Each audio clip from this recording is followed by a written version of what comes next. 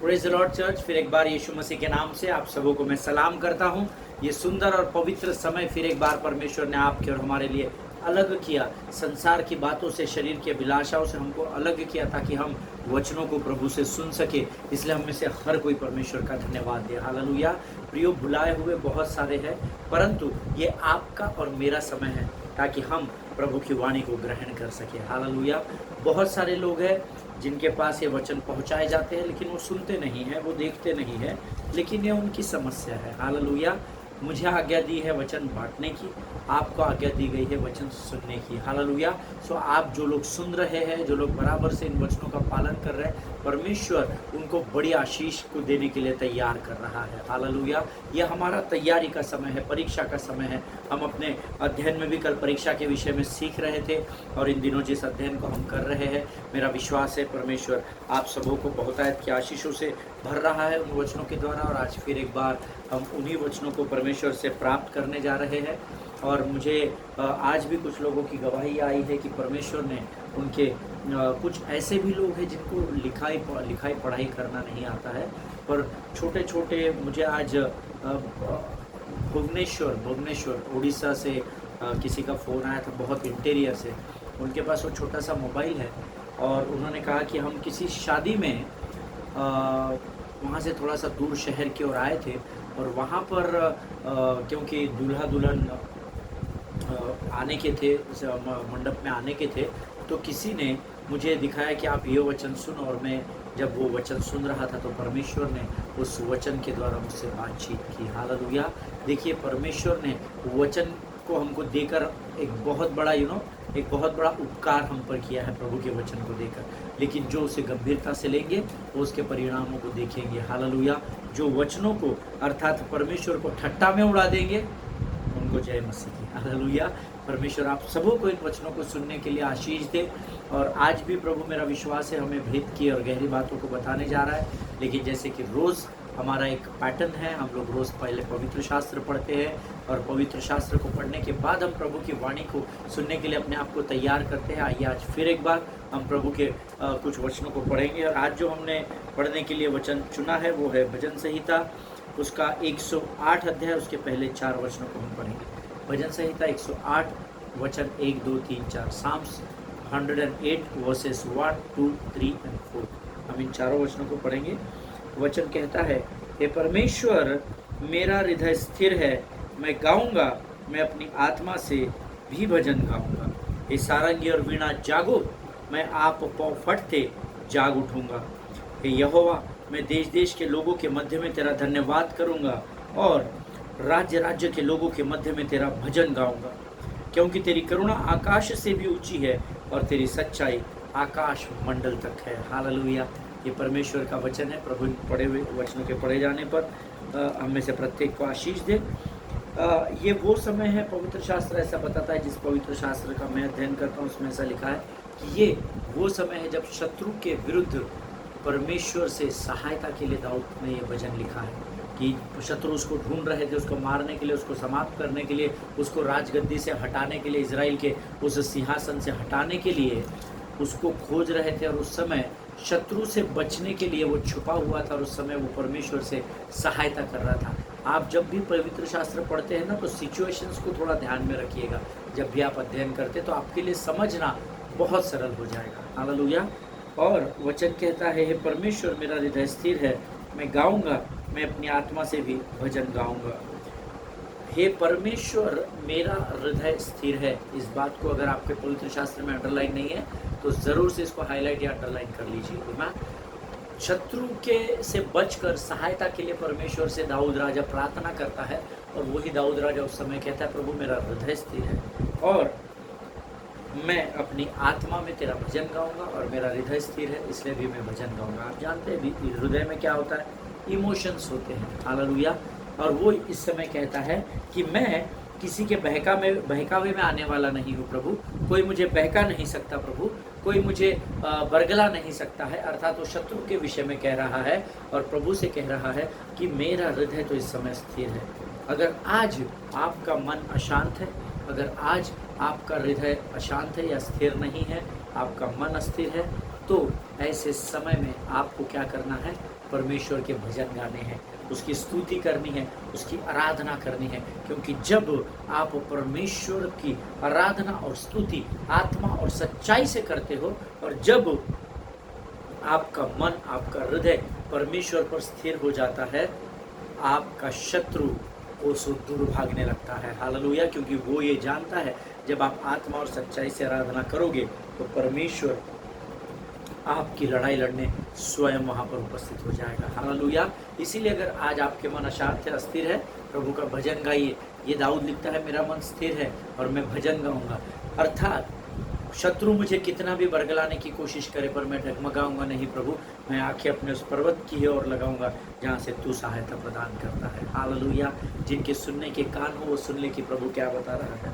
आगे वचन कहता है, हे सारंगी और वीणा जागो, मैं आप पौ फटते जाग उठूंगा। हालेलुया! यहाँ वाद्यों के नाम लिखे हैं, अर्थात आप और आपका जो कुछ भी है वो सब जाग उठो, ऐसा वचन कहता है। देखिए, जब हम भजन गाते हैं तो हम वाद्यों को बजाते हैं, है ना। सो सारे लोग इकट्ठा, पूरा क्वायर टीम होता है, वर्शिप टीम होता है, वो सब लोग वाद्य बजाने वाले भाई बहन अपने अपने वाद्यों को बजाते हैं, गीत गाने वाली टीम गीत गाती है।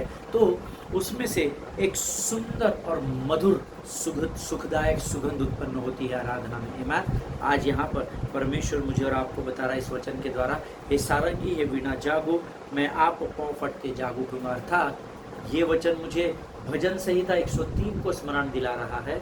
हे मेरे मन, यहोवा को धन्य कहे, और जो कुछ मुझ में है उसके नाम को धन्य कहे।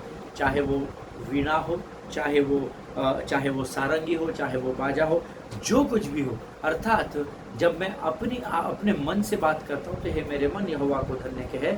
आपके हाथ भी तालियों को बजाने का काम करते हैं, आपके पाँव भी कूदते हुए नाचते हुए आराधना करते हैं, आपकी उंगलियां सीटी बजाकर प्रभु की आराधना करती है। इसीलिए वचन कहता है कि सब कुछ, हे मेरे मन, यहोवा को धन्य कहे, और जो कुछ मुझ में है उसके नाम को धन्य कहे। अर्थात अपने केवल शरीर नहीं, परंतु शरीर, प्राण, आत्मा, बुद्धि, समझ, ज्ञान, सब कुछ के साथ तुम यहोवा की स्तुति करो। हालेलुया! तीसरा वचन कहता है, हे यहोवा, मैं देश देश के लोगों के मध्य में तेरा धन्यवाद करूंगा, और राज्य राज्य के लोगों के मध्य में तेरा भजन गाऊंगा। हालेलुया! अर्थात मैं तेरी आराधना करने से लजाऊंगा नहीं, मैं तेरी आराधना करने के विषय में सोचूंगा नहीं। मैं जहाँ कहीं भी रहूँगा पूरे आनंद, आत्मा और सच्चाई के साथ मैं तेरी आराधना करूँगा। हालेलुया! चौथा वचन कहता है, क्योंकि तेरी करुणा आकाश से ऊंची है और तेरी सच्चाई आकाश मंडल तक है। हालेलुया! आज आप और मैं परमेश्वर की करुणा, परमेश्वर की दया, उसका अनुग्रह, उसका अभिषेक, इन सारी बातों के सहायता से जीवित है। अगर ये सारी बातें हमारे जीवन में नहीं है तो हमारा इस पृथ्वी पर जीवित रहना व्यर्थ ठहर जाता है। आमीन। इसलिए वचन कहता है, तेरी करुणा मेरे जीवन में बनी है जो आकाश से भी ऊंची है। हालेलुया! परमेश्वर की करुणा में जब धर्मी बना रहता है तो परमेश्वर उसके जीवन में अपरंपार कार्य को करता है। हालेलुया! परमेश्वर इन वचनों को समझने में आपकी सहायता और मदद करे। जिस वाणी को हम सुनते हैं प्रियो, मेरा ऐसा विश्वास है कि वो ज़रूर आपके हृदय और मांस को भेदती होगी।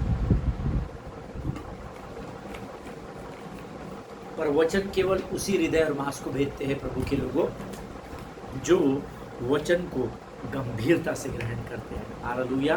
प्रियो, ये समय है जब हम आज अपने प्रभु से वाणी को प्राप्त करने जा रहे हैं, और इससे पहले कि हम उसके वचनों को सुने, हम अपने आप को उसको पूर्ण रीति से समर्पण करेंगे। आइए हम प्रार्थना करें। खुदावंद प्रभु यीशु नासरी के नाम से सुंदर और पवित्र समय के लिए हम तुझे धन्यवाद देते हैं। राजा, तो महान और जीवित परमेश्वर है, धर्मी की प्रार्थनाओं को सुनता है, हम तेरा गुणानुवाद करते हैं। प्रभु परमेश्वर पिता, इस सुंदर समय में हम अपने शरीर, प्राण, आत्मा और बुद्धि को तुझे देते हैं। प्रभु, अपने स्वर्गीय फाटकों को खोल, स्वर्गीय बुद्धि और ज्ञान से भरकर तैयार कर, समझ और प्रवीणता के द्वारा स्थिर कर। राजा प्रभु, हमारे मनों को विचलित करने वाली हर एक दुष्ट लोमड़ी को यीशु नासरी के नाम से हम नरक लोक के अग्निकुंड में ढकेलते हैं। राजा, अपने आप को यीशु मसीह के मीठे और पवित्र लहू में हम डुबो देते हैं। राजा परमेश्वर पिता, वो लहू जो हमारे पापों और श्रापों के छुटकारे के लिए बहाया गया, प्रभु जी हम तेरा धन्यवाद देते हैं। तूने यह अद्भुत कार्य हमारे छुटकारे के लिए इस पृथ्वी पर अपने बेटे को कलवरी पर चढ़ाने के द्वारा किया।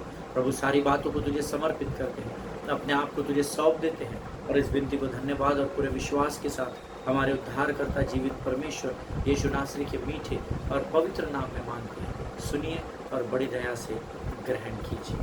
आमीन। हालेलुया। परमेश्वर भला है और उसकी करुणा सदा सदा की है। फिर एक बार इस YouTube के चैनल पर मैं आप सबों का स्वागत करता हूँ। कल मैं आपको एग्ज़ाम्स का उदाहरण दे रहा था और आज मुझे कुछ लोगों ने कहा कि परमेश्वर ने सीधे हमको हमारे स्कूल डेज़ और हमारे कॉलेज डेज़ स्मरण दिला दिए कि किस प्रकार जो उदाहरण हमने कल पवित्र शास्त्र के आधार पर और एक समतल हमने अध्ययन करने की कोशिश की स्कूल की परीक्षाओं के द्वारा। बहुत सारे लोगों ने कल मुझे फ़ोन कॉल्स करके कहा कि प्रभु ने उनके जीवन से, उनकी आत्मा से सीधे बात की है। हालेलुया। मैंने आपको कल बताया था कि किस प्रकार से जब हम स्कूल्स की या हमारी एग्ज़ाम्स को देते हैं तो किस प्रकार से टीचर जो है वो हमको शांत रहने के लिए कहते हैं, वो हमको अलाउ नहीं करते कि हम एक दूसरे से बात कर सके। इसी प्रकार से कई बार जब आप जीवन की परीक्षाओं के तूफानों से घिर जाते हो तो परमेश्वर यीशु मसीह भी शांत होकर आपको देखता रहता है। हालेलुया। लेकिन हमको ऐसा लगता है कि प्रभु ने हमारी सहायता करना छोड़ दिया है, अब परमेश्वर हमारे साथ नहीं है, अब तो हम डूब जाएंगे, अब तो हम मर जाएंगे। लेकिन एक वचन हमने कल पढ़ा था, मरकुस रचित सुसमाचार उसका 4 अध्याय उसका 38 वचन में। फिर एक बार हम सब अपने अपने पवित्र शास्त्र निकाल ले और फिर एक बार हम इसी वचन को प्रभु की महिमा के लिए पढ़ेंगे। The gospel of Mark chapter 4 and verse 38। मरकुस रचित सुसमाचार उसका 4 अध्याय उसका 38 वचन। पर वह आप पिछले भाग में गद्दी पर सो रहा था, तब उन्होंने उसे जगाकर उससे कहा, हे गुरु, क्या तुझे चिंता नहीं कि हम नष्ट हुए जाते हैं? आमीन। परमेश्वर इन पढ़े हुए वचनों पर आशीष दे। अगर आप इस वचन को ध्यान से पढ़ेंगे तो आपको पता चलेगा कि यीशु यहाँ सो नहीं रहा था, लेकिन यीशु मसीह बहुत ही गहरी नींद में सुकून के साथ सो रहा था। हालेलुया। एक बार एक प्रचारक ने कहा कि वो सो नहीं रहा था, वो तो प्रतीक्षा कर रहा था कि कब चेले आकर उसको उठाते हैं। परंतु मैं उनकी उस बात से सहमत नहीं हुआ, क्योंकि जब मैं उस सभा की समाप्ति के बाद घर पर आकर वचन पर इसी विषय पर मनन कर रहा था, तब एक इसी अध्याय में इसी वचन में एक वाक्य है ना, एक सेंटेंस है जिस पर मेरी आंखें रुक गई थी। वचन कहता है, तब उन्होंने उसे जगाकर उससे कहा। हालेलुया। अगर आप नींद में है और अगर आंधी तूफान आता है या आपके पास में कुछ गिर जाता है या आप अगर नाव में आपकी नाव हिचकोले खाने लगती है, 1 मिनट में आप अपने बिस्तर से गिर जाओगे। हालेलुया। क्यों? क्योंकि वहाँ पर तूफान आया हुआ है, तो वो नाव हिचकोले खा रही होगी, क्योंकि नाव पानी नाव से टकरा कर अंदर आ रहा था। इसका अर्थ है कि खातिर से वो नाव डिसबैलेंस थी, है ना, वो स्मूथली नहीं चल रही थी। लेकिन वचन कहता है ऐसी परिस्थिति में भी यीशु मसीह सो रहे थे, और वचन कहता है तब उन्होंने उसे जगाकर उससे कहा। वो खुद से उठकर बैठे नहीं थे। हालेलुया। अर्थात उनको हिलाना पड़ा होगा, हे रब्बी, हे गुरु, उठो उठो, क्या हो गया? देखो नाव डूबती चली जा रही है, क्या हम नष्ट होते चले जा रहे हैं, तुझे हमारी चिंता नहीं है? उसको जगाकर उन्होंने कहा, ऐसा वचन में लिखा है। हालेलुया। दूसरा प्रमाण जो मैं आपको इस अध्ययन के द्वारा दूंगा कि यीशु मसीह गहरी नींद में थे, उसका कारण है क्योंकि उन्होंने दिन भर सेवकाई की थी, है ना। शरीर जवाब दे देता है, वो अगर पूर्ण परमेश्वर थे तो उस सेवकाई में वो पूर्ण मनुष्य भी थे। हालेलुया। और हम भी दिन भर काम करते हैं, हमारा भी बदन जवाब दे देता है और हम भी कई बार थक जाते हैं। हालेलुया। सो ये 2 कारण थे जिससे मैं कन्विंस हुआ कि यीशु मसीह गहरी नींद में होंगे, क्योंकि एक, उन्होंने दिन भर सेवकाई की थी, वो थक गए थे। नंबर 2, चेलों ने उसे जगाकर हिलाकर कहा, हे भैया उठिए, तो पास्टर उठिए, हे रब्बी, हे गुरु उठिए, जगाकर उसे कहा, ऐसा वचन में लिखा है। आमीन। इसका मतलब है कि दिन भर की वचन की सेवकाई के बाद यीशु मसीह उस नाव में उस गद्दे पर बड़े सुकून की नींद को सो रहे थे। हालेलुया। कई बार जब आप परमेश्वर की इच्छा में बने रहते हो और उसकी आज्ञाओं पर भी चलते हो, लगातार उसकी संगति में, उसकी सहभागिता में बने रहते हो, इसके बावजूद जब मेरे और आपके जीवन में तूफान दस्तक देता है, तब कई बार परमेश्वर शांत ही बना रहता है। हालेलुया। देखिए ये सेवक उसके साथ थे, उसकी इच्छा का पालन कर रहे थे, उसके साथ संगति भी कर रहे थे, इसके बावजूद भी वे तूफान का सामना कर रहे थे। और ऐसी भयानक परिस्थिति में यीशु मसीह सुकून से गद्दे पर सोता हुआ पाया गया। हालेलुया। जिनके सुनने के कान हो वो सुन ले। जब मैं इन वचनों को ध्यान लगाकर अध्ययन कर रहा था तो मैंने देखा यहाँ एक्चुअली 3 अलग अलग तूफानों में वे घिरे हुए थे। 3 तूफानों का वे एक साथ सामना कर रहे थे। आप बोलेंगे कैसे, सिर्फ पानी में एक ही तो तूफान उठा था। पर हम वचन के प्रमाण आधार पर सीखने का प्रयत्न करेंगे कि किस प्रकार से वो 3 अलग अलग तूफानों का सामना कर रहे थे। आमीन। और मुझे जो प्रभु ने बताया वो मैं आप तक पहुंचाने की कोशिश करूंगा।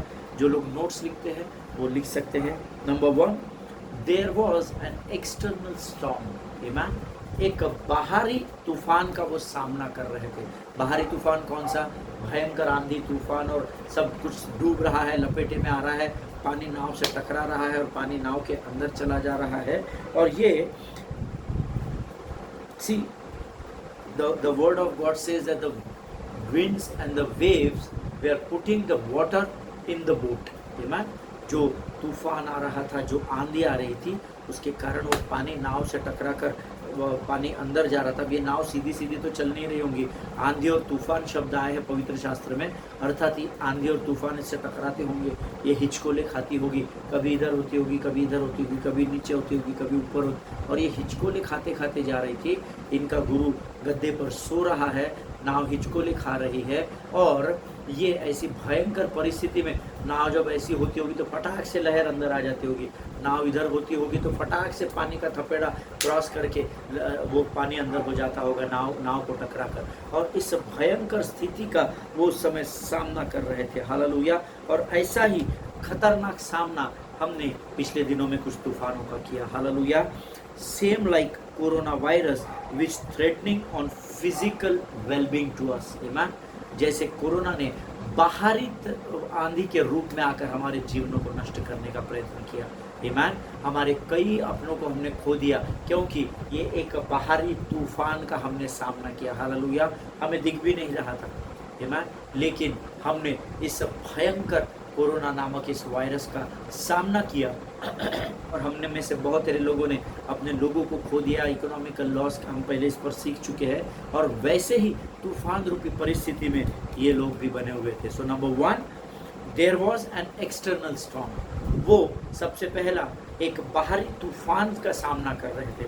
Number 2, there was an internal storm. Internal storm को आप कह सकते हैं, और अगर शब्द में आपको बताऊं तो इमोशनल स्टॉर्म, है ना, भावनात्मक तूफान।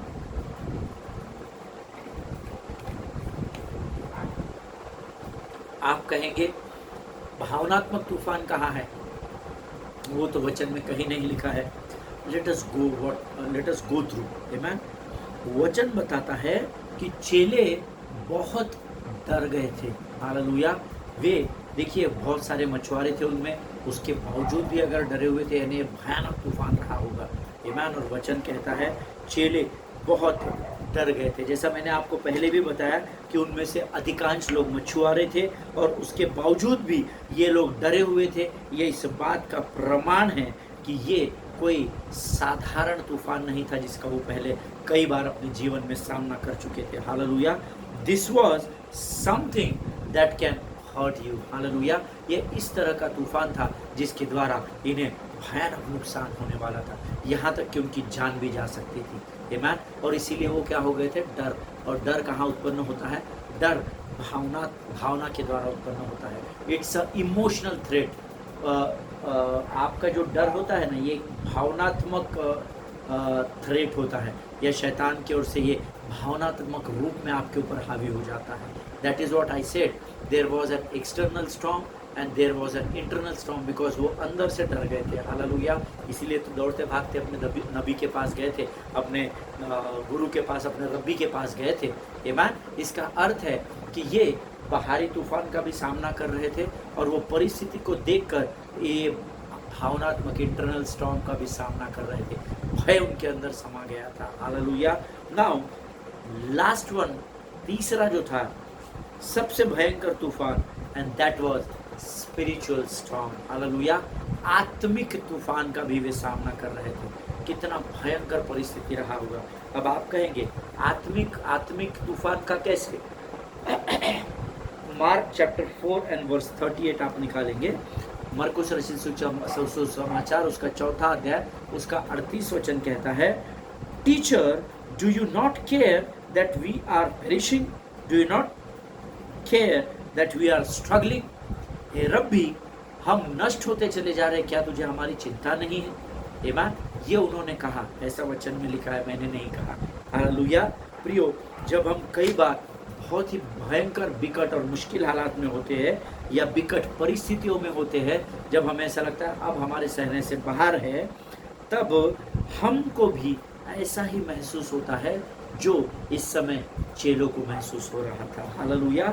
परमेश्वर तो हमारी सुधि ही नहीं लेता, हम तो बेचारे गरीब है, मैं तो अबला नारी हूँ। क्योंकि कई लोगों को मैंने कहते हुए सुना है, अगर परमेश्वर होता ना पास्टर साहब, तो इस समय में इस अवस्था में नहीं होता, मैं इस दुविधा में नहीं होता अगर परमेश्वर मेरे साथ होता।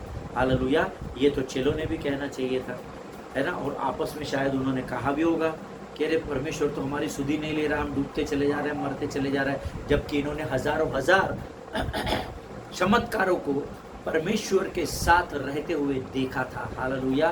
फिर भी देखिए यहाँ पर कैसा स्पिरिचुअल वीकनेस उनके अंदर आ गया, एक आत्मिक तूफान ने उनके अंदर बहाव को लेकर आ गया कि परमेश्वर हमारे साथ नहीं है, परमेश्वर तो हमारी सुधि नहीं लेता है, परमेश्वर हमारे बोझ को समझ नहीं रहा है, और पता नहीं क्या क्या डिस्कशन उन्होंने किया होगा। हालेलुया।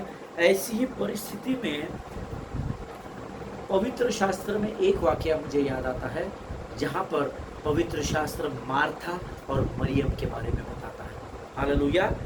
ऐसी ही परिस्थिति में, जिस परिस्थिति में ये चेले लोग फंसे हुए थे, जिस परिस्थिति में हम आत्मिक तूफान का सामना करते हैं, ऐसी ही आत्मिक तूफान के सामना करने की परिस्थिति में मार्था और मरियम भी एक बार फंस चुके थे, जिन्होंने यीशु मसीह से क्या कहा था कि रबाई, अगर तू कुछ दिन पहले आ जाता ना, अगर तू देर नहीं करता, तो आज हम इस परिस्थिति में नहीं होते, अर्थात हम लाजर को खोते नहीं। हालेलुया। जिनके सुनने के कान हो वो सुन ले। पवित्र शास्त्र का हर एक शब्द और हर एक वचन हमारे जीवन के अनुभव से ही होता है प्रियो।